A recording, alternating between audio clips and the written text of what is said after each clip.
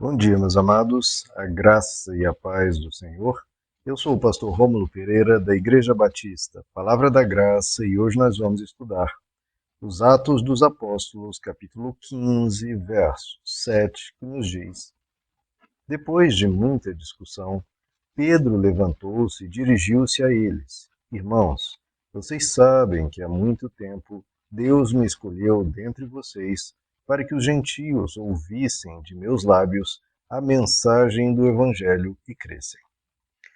Bom, meus amados, continua aqui então esses acontecimentos de Atos 15, em que vai se deliberar se os gentios, ou seja, os não-judeus, devem ou não guardar a lei de Moisés, ou seja, se é necessário guardar a lei de Moisés para ser salvo. Lembrando que a lei de Moisés trata não apenas de circuncisão e guardar o sábado e outros ritos judaicos, mas 613 mandamentos descritos ali nos 5 primeiros livros do Antigo Testamento, em especial o livro de Levítico. Devemos guardar, precisamos guardar esses 613 mandamentos para ser salvos? Esse é o que é o debate em questão. É um debate muito importante, mesmo que você saiba, não, eu não preciso deixar de comer carne de porco, por exemplo, para ser salvo, né, para ir para o céu. Mas existem alguns pontos do Antigo Testamento que devemos guardar, isso é óbvio. Agora, quais pontos? Se não são todos e não são nenhum, são quais? E por que esses e não os outros? Tudo isso nós ainda vamos debater. Mas, chegando aqui ao início do que está sendo tratado, lembrando que foi levantado um concílio em Jerusalém, ou seja, a reunião da liderança cristã, especialmente alguns apóstolos, que nós sabemos Pedro, Tiago e João participaram, Tiago, irmão de Jesus. Não sabemos se todos os apóstolos participaram, mas esses 3 são citados nominalmente. Então, a principal liderança cristã se reúne para tratar da questão e chegar a um veredito. Inicia-se porém com uma discussão, ou seja, os dois lados trazem os seus posicionamentos. Lembrando, como já falamos, não está isso escrito na Bíblia, mas segundo a tradição, é dito que Cerinto era quem defendia esse posicionamento de que deveria os cristãos guardar a lei mosaica para ser salvos, os 613 mandamentos. Então, eles trazem os seus posicionamentos, esse é o posicionamento de Cerinto. Paulo e Barnabé têm posicionamento diferente, ou seja, que não era necessário guardar a lei mosaica, pois não estávamos mais debaixo da antiga aliança, mas debaixo da nova aliança, como tanto o Antigo Testamento quanto o Novo dizem. Então, esse é o posicionamento de Paulo e Barnabé. Então, é feita toda uma discussão. Esse é o primeiro ponto que devemos ver no Evangelho. Muitas vezes as pessoas tratam as coisas de uma forma muito espiritualizada querendo dizer só uma forma mística, quando o Evangelho, a espiritualidade abarca tudo. Pensar, discutir, dialogar também é um sinal de maturidade espiritual.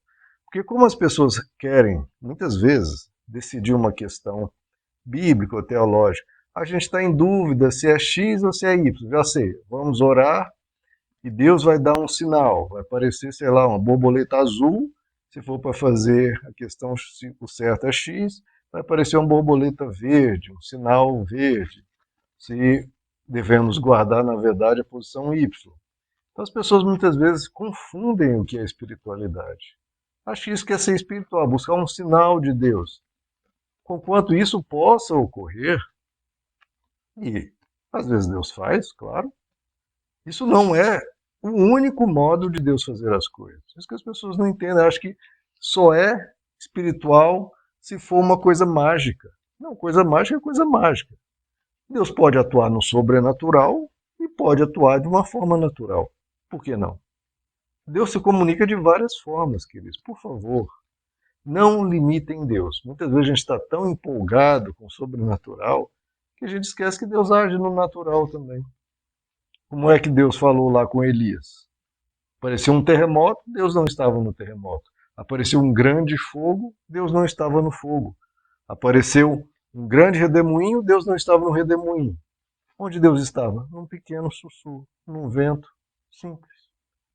Então, por favor, não digam como Deus deve fazer. O que nós fazemos é buscar a Deus. E com isso nós discutimos, colocamos os prós e contras, colocamos a questão, raciocinamos, porque a mente, quem nos deu a mente para pensar, para raciocinar, não foi o diabo, foi Deus. Não foi Deus que a criou? Então a criou para usássemos, para que a usássemos. Senão ele nos daria uma mente bem limitada e a gente só ficava fazendo Deus nos revela, é X ou Y. Não precisa usar o cérebro. Não, Deus nos deu um cérebro. Então, para nós avaliarmos, investigarmos, a Bíblia várias vezes fala sobre ponderar, sobre examinar, sobre sabedoria, sobre consciência, sobre discernimento. Por que a Bíblia usa esses termos? Porque são termos de uso da cognição, uso da inteligência. Os servos de Deus não são para ser os mais burros, são para ser os mais inteligentes, que se destacam, que estudam e que, eventualmente, quando necessário, quando Deus quiser, porque a gente não manda nele, quando ele quiser, ele nos dá uma revelação, nos dá um sinal, quando ele quiser, mas a gente não pode obrigar a Deus a fazer isso. A gente estuda. Então, estão vendo que houve muita discussão. Então, muita conversa, muito diálogo, muita troca de informação, muito raciocínio, muito pensar, muita investigação. E depois disso, então, o que acontece? Começa-se, então, a chegar-se a uma conclusão. E o primeiro a falar é o apóstolo Pedro. O primeiro, por que Pedro inicia aqui? Se nem ele, nem era, em geral, reconhecido como líder da igreja. O líder da igreja em Jerusalém era Tiago, irmão de Jesus. Não confundamos com Tiago, o apóstolo, porque ele já havia sido martirizado. Tiago, irmão de Jesus, era o líder da igreja de Jerusalém. Mas Pedro é o primeiro a falar, claro, que era uma figura imponente, um dos principais, claro, mas por três motivos ele é o primeiro. Primeiramente, por provavelmente ser o de mais idade dentre os apóstolos. Havia provavelmente irmãos mais idosos, anciãos, mas dentre os apóstolos, Pedro, ao que tudo indica, era o mais antigo. Segundo, o apóstolo Pedro era que muitas vezes ia à frente em termos de quem discursava, de quem trazia o posicionamento cristão, quem era, né, a voz, a imagem, aquele que ia à frente. Né? Pedro era muito corajoso, muito impetuoso, e ele ia à frente. Tanto é que os primeiros discursos cristãos, lá em Atos 2 e Atos 3, foram o apóstolo Pedro que os fez. E houve ali, graças àquela pregação do apóstolo Pedro, essas duas, a conversão de milhares de pessoas. Né? E terceiro, por que ele é o primeiro a falar? Porque ele tinha experiência sobre o assunto. Ele foi o primeiro a levar o evangelho aos gentios, como ele está citando aqui. Ele cita isso, olha, vocês sabem que Deus me levantou e me usou para levar a mensagem do evangelho aos gentios, aos não-judeus. E com isso ele está falando do episódio lá em Atos 10, com a conversão de Cornélio, seus familiares e amigos. E isso em Atos 10 ocorreu 10 anos antes aqui de Atos 15. 10 anos se passaram, um período de tempo razoável para se pensar sobre tudo isso. E o que nós analisamos? Lá em Atos 10, quando Cornélio, sua família e amigos se convertem, eles se convertem, são batizados com o Espírito Santo, falam em outras línguas, então é uma manifestação espiritual poderosa, que se batizam com o Espírito, são batizados com o Espírito Santo antes mesmo do batismo com águas, por isso que o apóstolo Pedro chega à conclusão, bom, se o próprio Espírito de Deus foi derramado sobre essas pessoas, como é que eu vou negar a água do batismo a eles se a presença de Deus, que é a grande manifestação de Deus, já foi dada? Né? Então eles são batizados nas águas e tudo isso é feito sem a lei mosaica.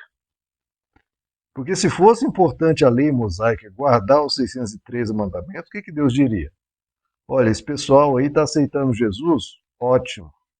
Então, antes de batizá-los nas águas, antes de eu batizá-los no Espírito Santo, ensina-os os 613 mandamentos, circuncida eles, ensina eles a guardar o sábado, ensina todos os mandamentos da lei mosaica. Quando eles se comprometerem a guardar os 600, sabe, primeiro conhecer os 613 mandamentos, se comprometer a guardar os mandamentos e começar a guardar esses 613 mandamentos, aí depois nós batizamos ele nas águas e depois eu batizo no Espírito Santo.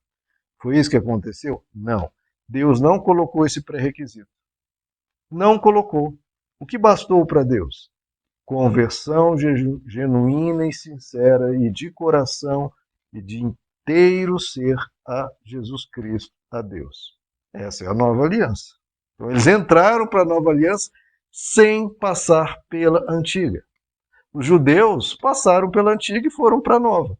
Agora, os gentios foram direto para a nova sem ter que passar pela antiga. Por quê? Porque a antiga era provisória. Era uma passagem para chegar na nova aliança. E aqui não foi necessário passar.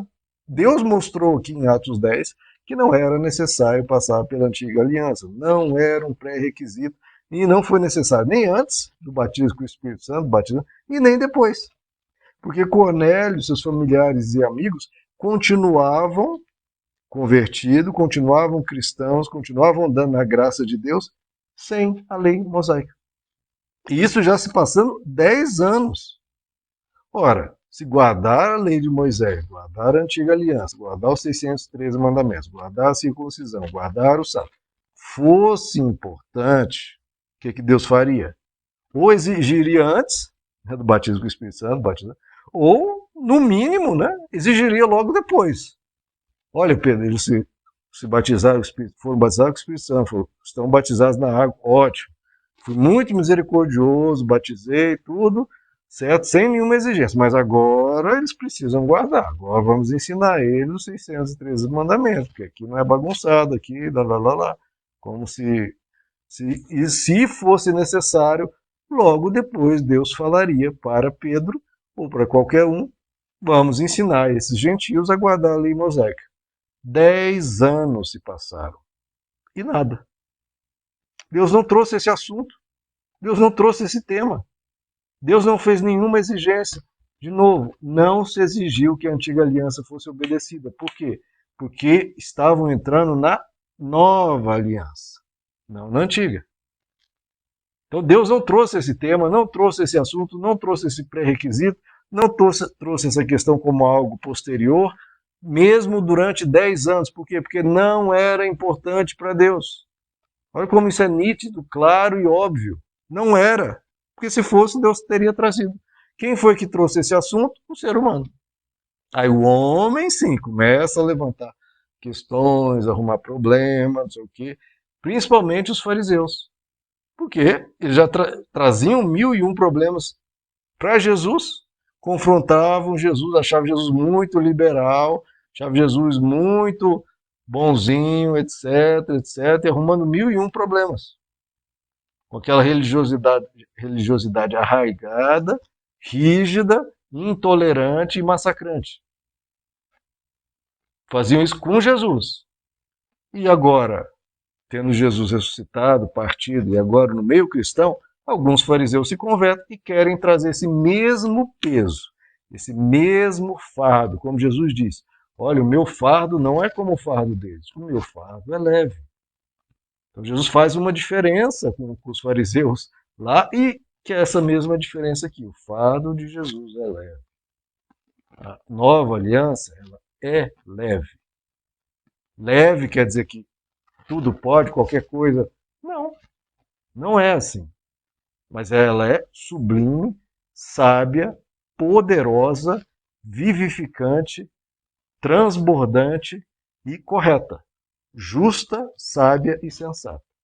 Mas é uma nova aliança, é um novo modelo, infinitamente superior, como nós vamos analisar.